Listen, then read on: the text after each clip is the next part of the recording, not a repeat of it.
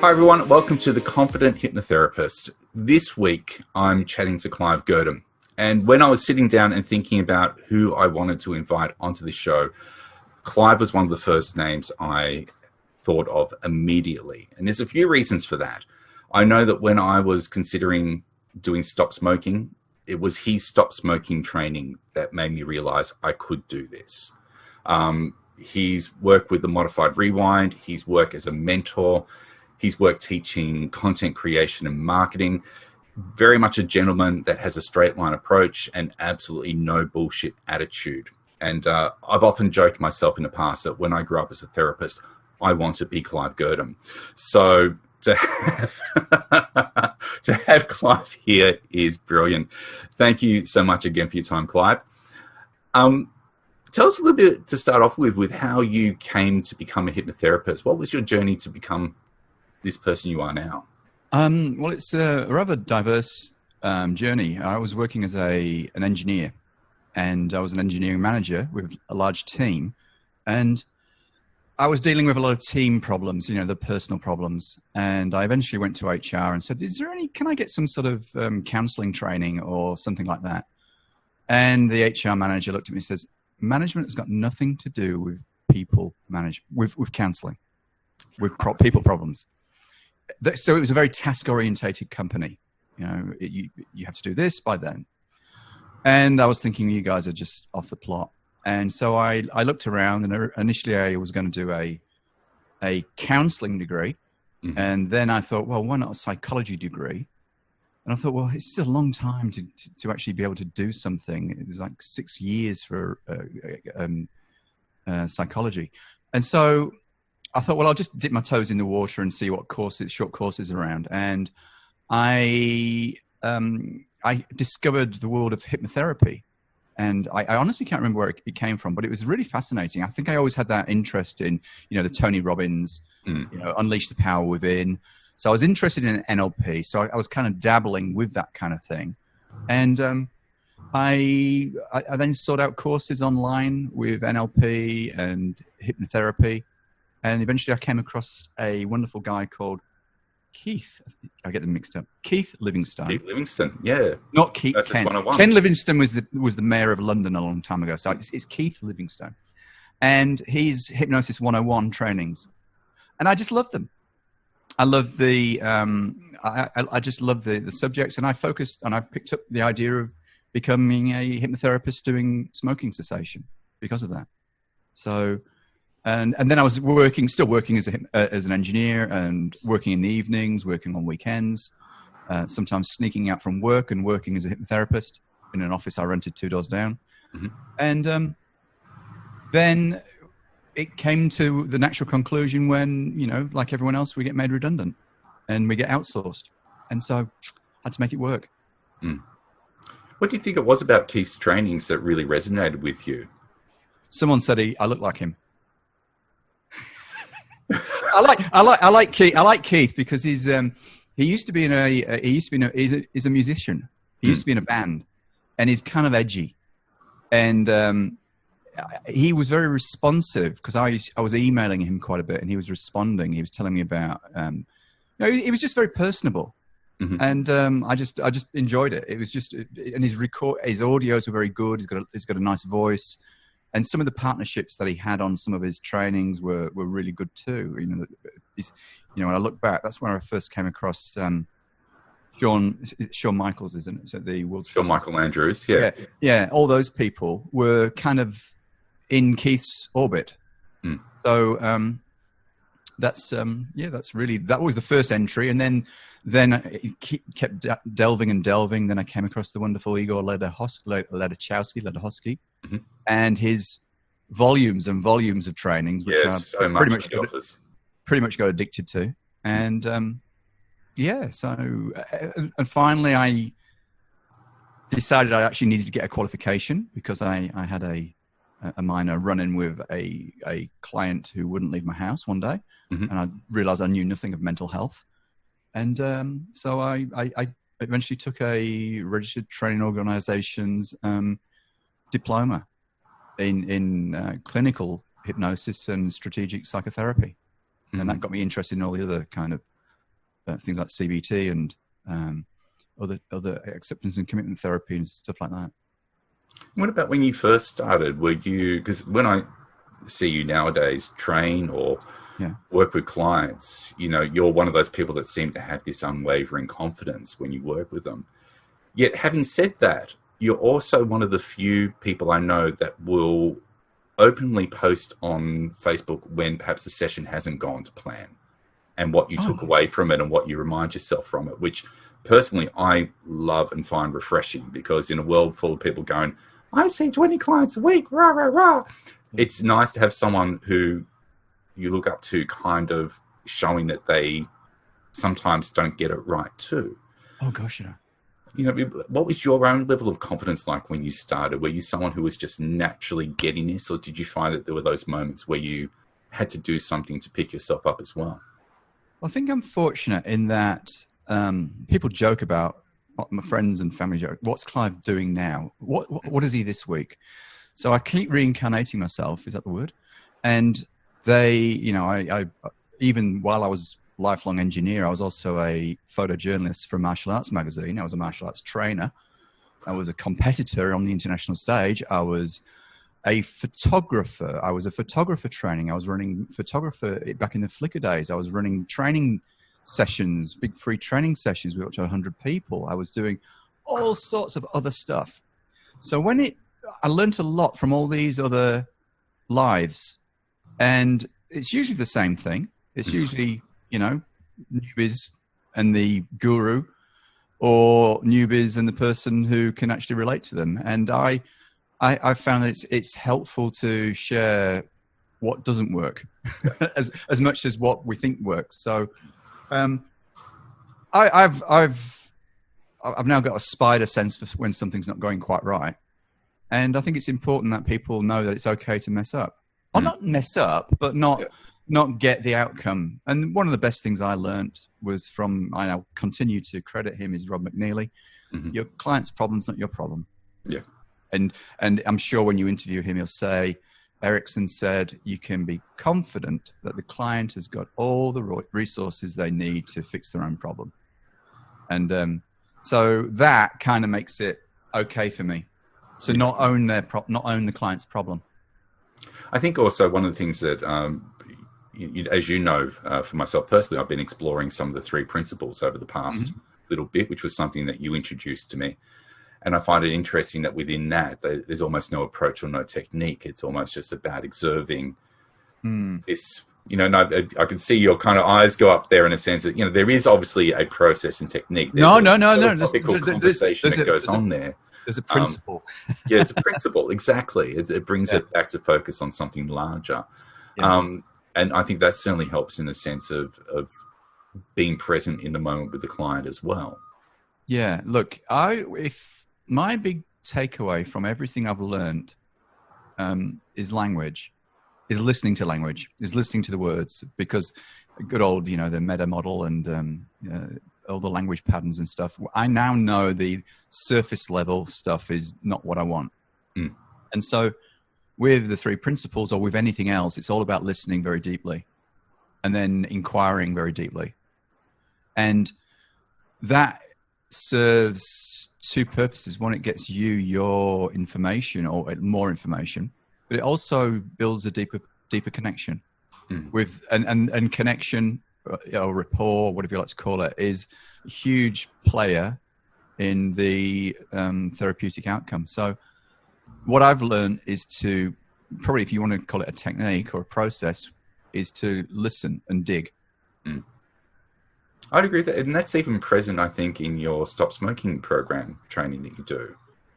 I can't remember. There's no scripts in that. You're kind of essentially going through bit by bit and saying, if you hear this, then this is where you might go. Or okay, this. I'm kind of just recognizing that there. Yeah. So if you want to relate that to confidence, you can be confident that if you listen deeply enough, not hardly enough. If you listen deeply enough, and you are not afraid of asking, 1 or 2 maybe irritating questions, like, well, what do you mean by that? And why is that important to you? And but tell me more about that. then it's like you're digging down to what you really need to be dealing with. So I'm confident that I can ask the questions. Yeah. And I'm confident that I'm also confident that if I ask deeper questions, I'm going to get a lot more information. And I feel that a lot of hypnotherapists have some sort of pressure that, okay, we've got to do the intake. We've got to have a quick discussion on what hypnotherapy is and isn't, the whatever you call that warm-up chat. Pre-talk, and then, yeah, pre-talk. Then we've got to go into an induction. Then we've got to check the level of depth, with deepeners. And then we've got to, either be direct or read a script or whatever. And then fingers crossed something's changed. Now, that is putting way too much pressure on you. Way too much. And I find building a much stronger connection and rapport before it could end up, a 1 hour session could be 10 minutes hypnotherapy. Or it could be an hour's hypnotherapy. But I've already got the information I need. So I'm confident. I can now utilize that in an Ericksonian way generally and relate back to them. And again, I thank all the Ericksonian trainings I've done to know that I couldn't care less who walks through the door. I can utilize what they bring in, and that gives you huge confidence. Absolutely. So it's like freedom from it. Do you have a script for that? I can't relate to that anymore. I used to about 10 years ago, but not now. So I think for me, the Ericksonian approach, and my God, I can't call myself an Ericksonian, but the approach, it fills you with confidence you can do something. Absolutely. With anything. And I think you may have already answered this question with what you've just said, but I'll ask in case there is something else. What do you know now that you wish in some ways you can go back and tell yourself at the start of your career? What do I know now? Well, I'd flip you back onto the good old martial arts analogy that once you become a black belt, now you start learning. So you're never an expert. So I think it's just important to be having an inquiring mind now than it did as much as 10 years ago, because otherwise I would go back with a closed mind, which wouldn't be useful. So what I know now is they say confidence comes from repeated acts of courage. So you're not confident until you've got some results or wins or experience. So, but I'd already got that from previous lives, photography, martial arts, you name it. And so I was a pretty confident person in terms of, well, I can make this work. It's a different thing. And given that you've been a mentor now for quite a few years and worked with a really wide range of therapists out there, what do you believe are some of the things that drive that lack of confidence in hypnotherapists? I think it's the same as any other human, and that's if you go through the cognitive distortions, comparison to others, perfectionism. I don't know that person. Who am I to think I could succeed? That person's a guru over there. I mean, I was hearing the other day, we won't name the person, that when, I was just a noisy person on Facebook at one stage, and people were afraid to friend me because why would he friend me? It's like, what? Joking me? Jeepers. Yeah, I'm far from perfect. So, what do I wish I knew then, which I know now? Maybe just a deeper level of questions, and not to jump to a very common one is to assume that that's why the problem's there. Yeah. I mean, someone comes with PTSD, they talked about this, they've done that, they're having nightmares. That's why it's happening, and yet it's got nothing to do with it. So never assume.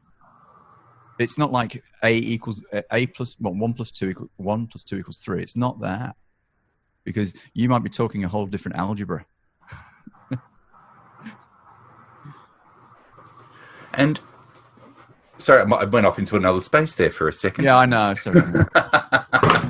So I said to move that there. I'm just looking at my list of questions there. No, it's okay. You can blame Igor Ledohodsky's mind-bending language.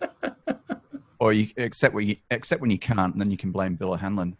Well, that's an interesting question, and in terms of all the different trainings that you've done, which training do you feel has really resonated the strongest with you and made the biggest shift in how you've done your work? Immediately that's coming to me is supervision with Rob McNeely. So, Rob said to me the other day, "Are you getting anything from this?" And I said to him, "You cannot underestimate what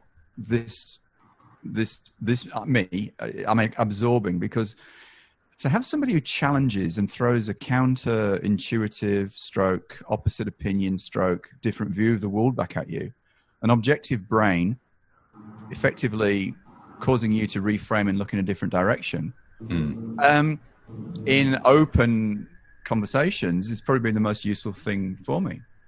If I go into supervision and I haven't seen anyone for a while who's really given me any problems, and we're thinking, what should we talk about?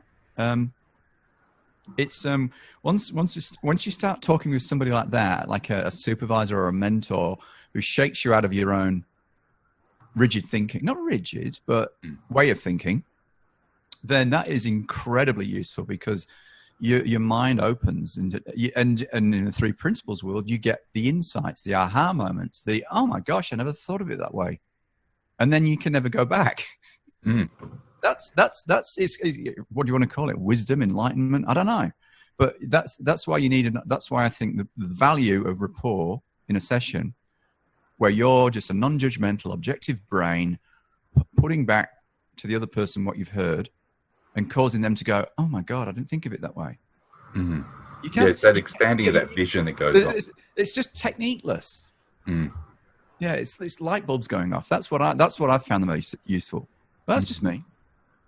One of the things I also really appreciate about the training that you have put together is that you kind of do focus on the principle of what is being taught, but then you also break it down into a very process-driven, step-by-step, methodical. I'm having trouble speaking today. Methodical kind of a way of working.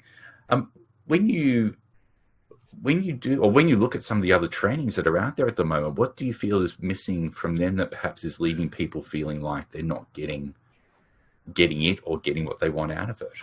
I don't do other people's training. I don't know. I know that might be a response. I haven't seen any other people's trainings.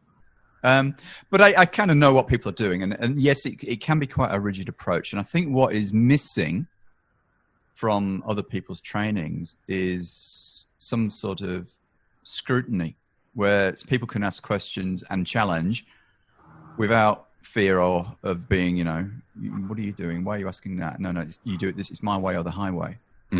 So I think people appreciate that. I think people appreciate a community where they, no one's stepping on anyone's toes, and they're not, there's not somebody at the top that you've got to be careful what you say, because take the current group, which has just finished. There's 40 odd people in there, and the synergies of all that experience, all those different angles. How can one person come close to those 40 other brains? Just can't. And so having and again, probably one thing I take away from the good old corporate days, because one of my roles was to facilitate risk assessments in very risky environments like oil and gas environments, was to be the person who would say, look, I'm sorry, you'd be in a group surrounded by experts. There's the chemical engineer, there's the electrical engineer, there's the guru, there's the man with all the experience, there's the project manager pushing you for get this done now. I'll be one going, can we just slow down and say, this might be a stupid question, right? But it's my role to try and get this risk assessment done properly. Now, I'm sorry if this is an obvious question, but what if blah, blah, blah, blah, blah? People go, shit, you shouldn't have asked that. And, I've just embarrassed somebody because everyone knew that something was being covered up or something like that. And now it's out. So I was always very happy asking the stupid question. A bit like Columbo. Have you Yep. ever seen? There's Remember no Columbo? Do such thing as a stupid question, is there? you remember Columbo, the detective? Yeah, Peter Falk. Yeah, so he's just on his way out. Just, oh yeah, that's the end of the interview. No problem. Yep, thank you. Have a good day. Ah, Yeah, just one just question. one more thing. So, but I didn't do it as elegantly as that. So, yeah, being able to just be honest and go, look, I'm not a genius, and you guys know, I don't know, in our current group, menopause. What do I know about menopause? Nothing. What do I know about teenage girls and their relationships with their mum and how that's affecting the father? Nothing, apart from seeing people like that. So to be able to tap into other people's experience is imperative, because you don't know it. We can't know it all. Yeah. We might have an opinion, but I won't want, as a rude finish to that one, I won't go there. How did you, one of the things I know you talk about often is about having a niche and a specialization to go in. How did you come to your niche? What was it that you did to decide this is where I'm going and to build experience and knowledge in that area? Okay, well, the first thing is enjoyment. What do you find? I was speaking to another of our colleagues, and the colleague was struggling to find something that they were passionate about. I said, all right, forget the word passion. It's just a word. What do you find rewarding?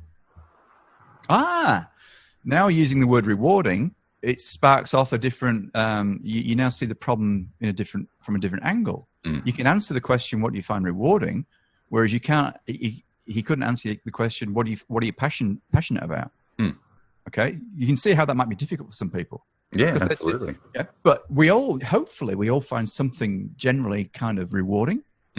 And what I've found rewarding is having really good open conversations with people who I call them a little bit on the dark side. And some of the most honest people I've met tend to be some of the drug addicts and jailbirds and sex workers and you name it.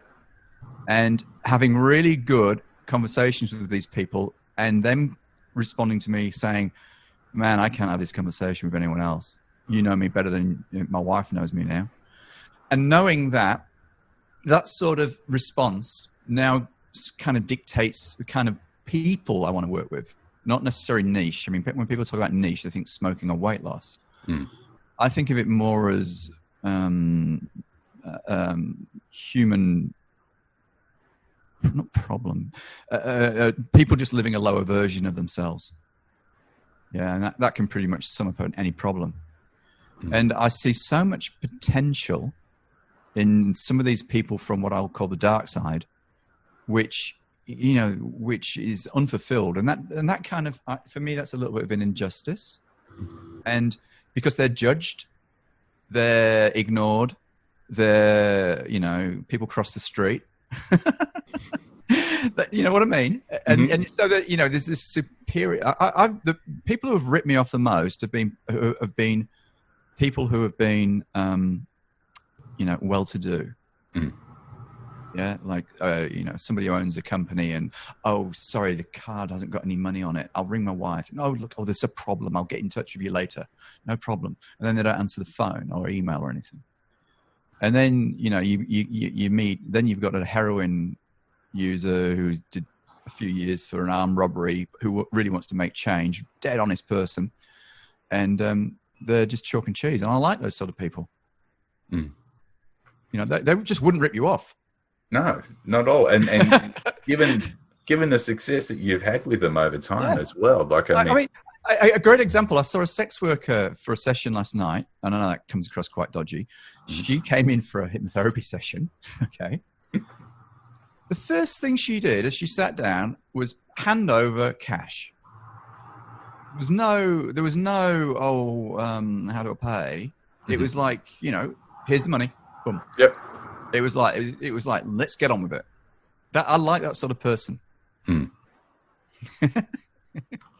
Well, and I know this question is a very general question, but if someone came to you and said, I just can't seem to be getting the results with the clients that I want.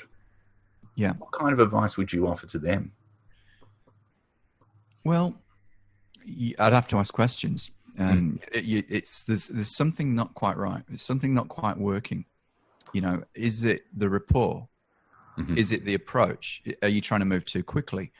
I think what I personally believe one of the most important things you can do is manage the post-session world. And that includes some sort of tasking, some identification of behavioral changes that they agree to take, and then follow up.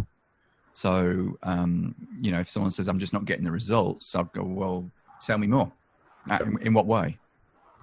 Because I can't, it is a general question. So it's a bit. It is a very general question. Yeah. But I'm curious to know what kind of. Yeah.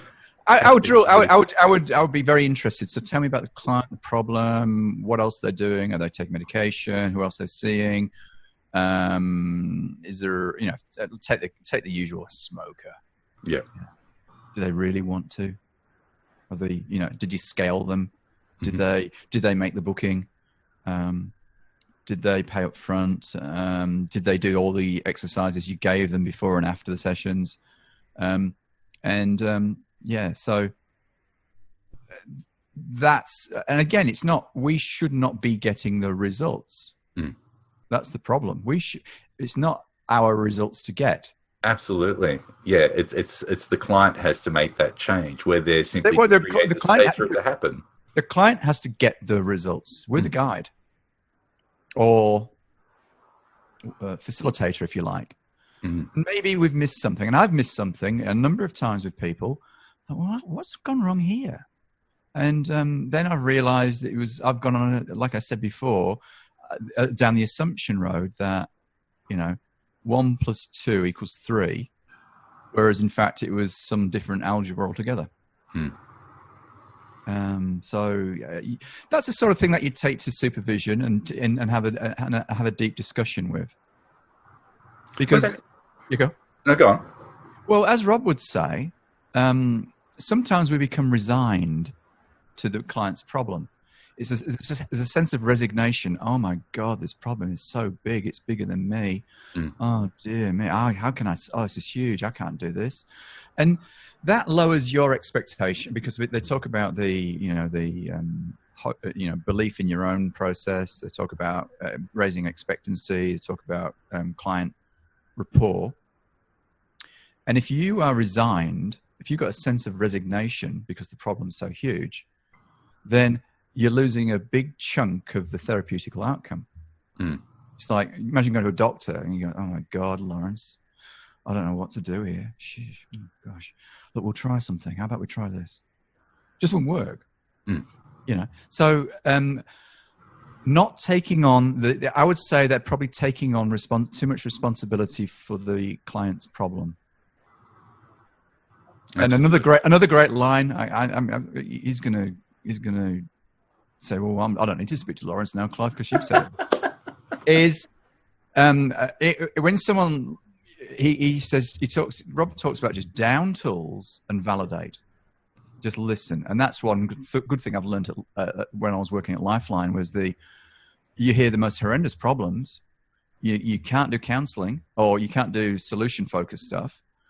But validation is super powerful because it allows people to feel really heard. So I would think, going back to an early question, one of the most important things I've learned is Rogerian style, non-judgmental, unconditional, what's the word? Something, where you just unconditional regard. So Rogerian or Carl Rogers style listening. Yeah, the person-centered approach. Person-centered approach, yeah. And I'm pretty sure it was you that was even talking at one point about Scott Miller and the research that he had done regarding the effectiveness within sessions. That's something that I learned. Learned from Rob. So it was, the percentages. So a meta study done over, not success, but outcomes in therapy. And I'm probably going to quote it wrong and get shot. But rapport is a huge one, massive one. In fact, the biggest. I think expectancy is another one, and self-belief and belief that someone can change is another one. So if you've got that, it can become infectious. So if I'm talking to somebody on the phone during a sales conversation, I'll say, "Oh, you're just going to love this. This is going to be so easy. You're going to find we're going to do this, this, and this." and you're going to find after this session, blah, blah, blah. So you've got to raise some level of expectancy in the client that they're going to see an outcome. You're coming across with your own self-belief, so they believe in you. And your modality ultimately is apparently only a very small percentage of it, which is why I truly believe if you can have a deeper conversation with somebody, not just counseling, but a deeper conversation, that's as powerful as some of the other modalities, for sure. The interesting thing is you're talking about self-belief there as well. And I think that's where many people, when they first start off, have the issue, because are they sure that this is going to work? And does that self-questioning about if this is going to work get in the way of their self-belief and the way that they communicate that? You can hear that in the first contact. They say, "Oh, I thought I'd give hypnotherapy a try." Try? Try is always a fun word, isn't it? So, what is this, rugby? It's not a try. You don't give it a try. You do it. Right? So, sorry, what the question or the statement was what again? Well, I was curious because you were talking about the components there within the session being the expectation and rapport, but there's also that aspect of self-belief and change. Self-belief, yeah. With it. And, I'm thinking maybe from the therapist point of view, they might have recently graduated and they might be, especially when there's things like stop smoking, which is bread and butter for hypnotherapists. And yet it can be also sometimes some of the trickiest ones, because sometimes smokers really don't want to stop. It's a black and white outcome. Yeah. But they don't. Oh, look, thanks to you, I've often asked people, said you can't be half pregnant. You can't. Yeah. You can't half jump off a cliff. You're either doing this or you're not. I mean, you can feel a little less depressed and a little less anxious and a little, the other black and white outcome is phobias. That's a great one. And that's fun. But smoking's one which if you don't, and that's where client, if you start taking it on your own self-belief, like, oh my God, this person's never going to, no, geez, I can't, he's not, oh God, he's relapsed. It removes your, I've been astounded with when people I've sensed, I've assumed were, they're never going to stop. And then they come back, yep, I'm done. I'm stopped. Yeah, I've had the same experience where I've kind of thought, I think we might need to see them for another session or two. And then they've come back saying, no, I've done it and referred people. I have these magnificent clients who work in the tunnels in Sydney. They tend to be migrant workers from either New Zealand or Ireland. And the common problem, even just post-COVID, not post-COVID, but now the pokey rooms are back up, is gambling. And I call it poke, smoke, and coke, or coke, poke, and smoke, because what happens is everyone just follows the same pattern. They finish work at 3:00. They say to their mates, "Come on, let's go to the pub and do some coke." Go to the pub, do a few lines, end up in the pokey room, and then they chain smoke for the next 5 hours and lose all the money. Now, I have seen so many of them they have had such great results. They ring up and say, "Oh, you're boss man, or you're Clive. You saw blah," and they come in with this massive expectation and confidence in that they're going to. So they are filled with confidence. Half the work's already done once that happens. Me, I'm laughing. I'm thinking, here we go again. This is going to be easy. And what else is going on there? Look, there's social proof. There's peer pressure. There's, they don't want to be the only person who didn't stop. And I've seen dozens and dozens of them, and they all fit the same profile, and they all love it. Oh, the great responders. I turn them all into concrete statues. What about for those therapists out there that do have that self-doubt going on there? What do you think they can tell themselves to help to overcome that inner saboteur that's going on? Well, again, self-doubt or lack of confidence comes. You need to have wins. If you've never had a win. One win. If you've never won, if you've never had a win, then you'll be chasing it. So I think let go of that outcome as usual. If you really have a tricky one come through, a good question is, well, how do you think I might be able to help you? Yeah. And also to measure or gauge your success, it doesn't have to be going from a 10 out of 10 to a 0 out of 10 if it was a phobia. Success can just be a shift towards a better improvement. So at the end of every session, actually, a good point. At the end of every session, for me now, it's habitual to ask the question, so was that useful? Yeah. And they say yes. I say, well, tell me how. Okay, and I'll say, what did you learn? What's your takeaway going to be? What are you going to do different? And now they've validated that there's been a shift. It might not be the transformation that you would have hoped for, but they've started moving. And then I just say, great, I'll charge you then. And they laugh, and we do the deal, and they come back. So I think it's always good to have a fallback plan where you can actually genuinely say, was that useful for you? I don't know. I must admit, since I remember you saying that a little while back, and since hearing that, I actually have incorporated that question into my sessions too, just because it's good to get that feedback of, has this been useful for you? I mean, you can play with it as well. I mean, if you can generate a bit of humor, I mean, if you've got some real serious dude who's anger issues, who's going to, who knows what, and I probably wouldn't say, oh, so was that useful? I would say, so how did that go for you? I'd be a little bit more sort of formal. How did that go for you? Or what was? Tell me. I just need to check.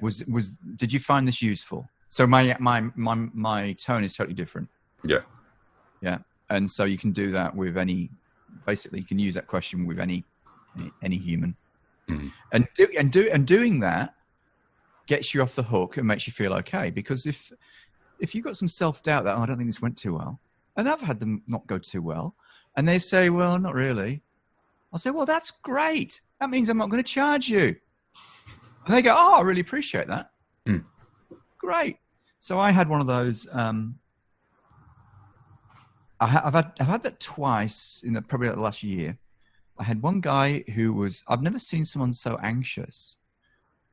He was anxious about coming in. He was anxious about doing any kind of therapy. He was anxious about opening up. He was sweating. He was shaking. He was just completely and utterly. I don't know how people exist with that level of anxiety.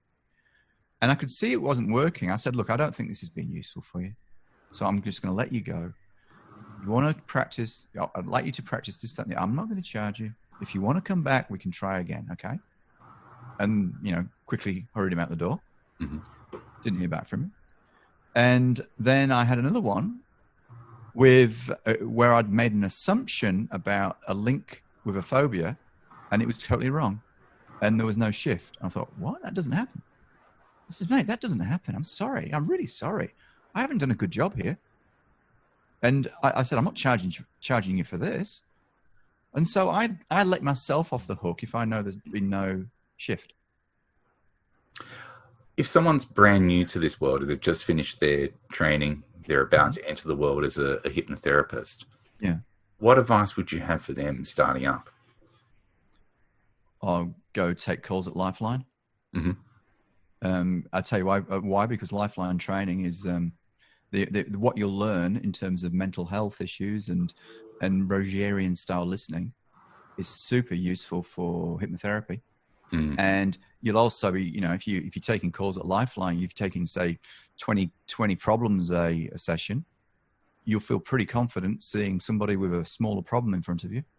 Absolutely. I don't mean that glibly either. I think the training you can get in a volunteer organization like Lifeline, if you don't know, if you're watching this from somewhere else, it's the National Suicide Hotline.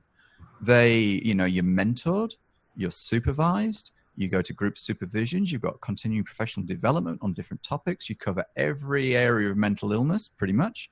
You have first-hand conversations with people who are at all levels of distress.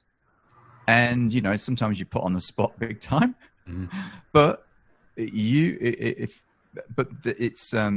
fantastic training and augments what you will do in therapy as well, because you'll go, oh, I know, I've heard about this. I've heard this problem, or this person's, and you might also ask the suicide question a lot more, because I think a lot of therapists are scared of asking that. I agree with you. Absolutely. I can't deal with, so many of the training organizations say, no, you're not to deal with depression. What a load of bullshit. Of course you are. And it's probably the best. Hypnotherapy is probably the best thing for a depressed person.